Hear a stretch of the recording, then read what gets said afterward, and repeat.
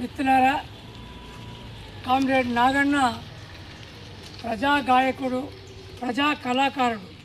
ఈరోజు కళలంటే డబ్బు సంపాదించడానికి ఉపయోగించుకుంటున్నటువంటి పరిస్థితిని మనం చూస్తున్నాం. కళ కోసం కాదు, కళ ప్రజల కోసం అని చెప్పి కామ్రేడ్ నాగన్న రుజువు చేసిండు. ఎందుకంటే ఈ పాటలు పాడేవాళ్ళు కానీ, నాటకాలు ఆడేవాళ్ళకి కానీ తొందరగా ఇక నాకంటే గొప్పోడు ఎవరు లేడనే పద్ధతిలో అహంకారం పెరిగిపోతుంది.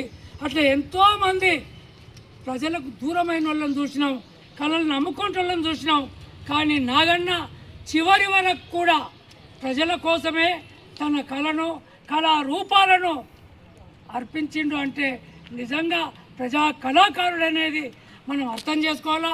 ఈ రకంగా ప్రజల కోసం కళల్ని పోషించే వాళ్ళను, కళల్ని నడిపించే వాళ్ళను చాలా అరుదుగా చూస్తాం. ఇందులో భాగంగానే గతంలో కానూరు వెంకటేశ్వరరావు గారు కానీ, లేదు కామ్రేడ్ రామారావు కానీ, అలా ఇంటి పేరు ఏం పోయిందో కానీ వాళ్ళంతా కూడా అరుణోదయ నాగన్నగా, అరుణోదయ రామారావుగా పేరుగాంచినటువంటి పరిస్థితి చూస్తున్నాం. అట్లా ప్రజా కళాకారులుగా మనం ఉన్నప్పుడే, జీవితాంతం ప్రజల కోసం పనిచేసినప్పుడే వాళ్ళకు మంచి పేరు వస్తుంది, గుర్తింపు వస్తుంది. ప్రజలలో వాళ్లకు ఒక స్పష్టమైనటువంటి గుర్తింపు రావడానికి అవకాశం ఉంటుంది.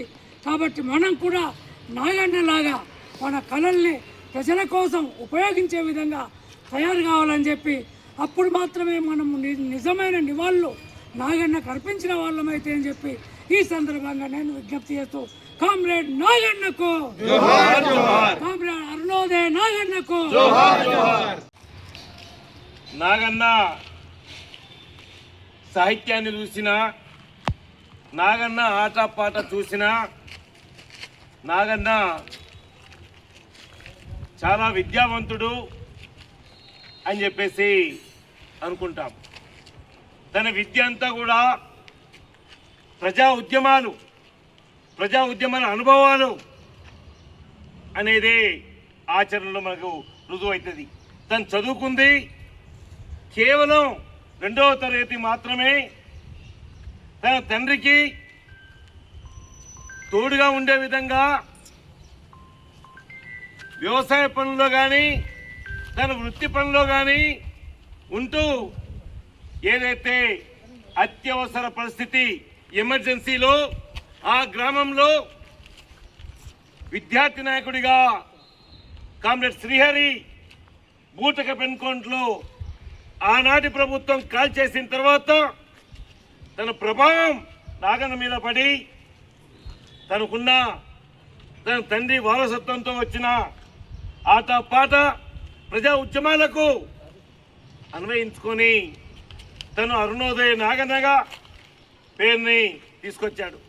అంతేకాదు, పాట కానీ, సంస్కృతి కానీ, మాట ఏదైతుందో వినోదం కోసం కాదు, ప్రజల చైతన్యాన్ని తీసుకురావడానికి అని చెప్పేసి భావించి 5 దశాబ్దాలుగా తన ఎనలేని కృషి చేశాడనే విషయాన్ని మనం మననం చేసుకోవాలి. తెలంగాణ సాయుధ రైతాంగ పోరాటం ఈరోజు అనేక మంది కళాకారుల్ని, అనేక మంది రచయితల్ని అందించింది. అదే వెలుగులో నక్సల్బరీ ఉద్యమం కూడా ఈరోజు అనేక మంది కళాకారుల్ని, అనేక మంది రచయితల్ని ఈరోజు అందించింది. నిన్నగాక మొన్న జరిగిన తెలంగాణ సాధన ఉద్యమంలో కూడా ఆటపాట ఎంత ప్రభావం చూపించిందో మనకు తెలుసు. అందుకనే కామ్రేడ్ నాగన్నకు సిపిఐఎంఎల్ ప్రజాపంద మాస్లైన్గా మనం నివాళులర్పిస్తూ, అనేక మంది యువత, విద్యార్థులు అనేక మంది ఉన్నాం ఇక్కడ. మనం ప్రజా కళల్ని జీవం పోసే విధంగా మనం అలవర్చుకుందాం.